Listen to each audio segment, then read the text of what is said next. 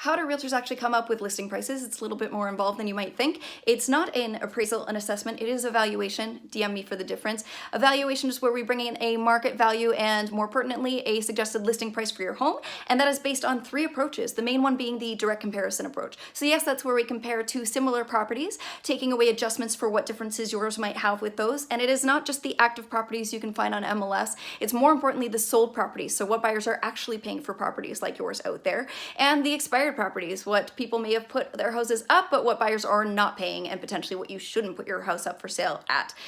The second approach is the cost approach, so that tends to be specialized properties where there may not be direct comparables out there, properties like big land with a bunch of outbuildings, for instance, and that is where you get a replacement cost. So if a buyer went in and wanted to rebuild that building from the ground up from scratch using current construction costs, what might that value be minus the depreciation of what structure is currently on the property? So that is a replacement cost, that is a cost approach, and that intertwines with the direct comparison approach because you want to be able to have comparables there too.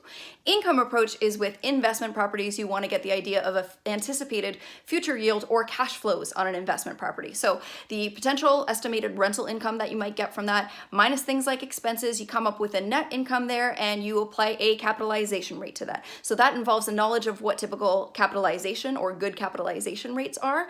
All of these involve a knowledge of the current market conditions. As you know, market can change by the day, even by the week right now, and buyer on the ground field knowledge. So what are buyers actually paying for certain things and not others?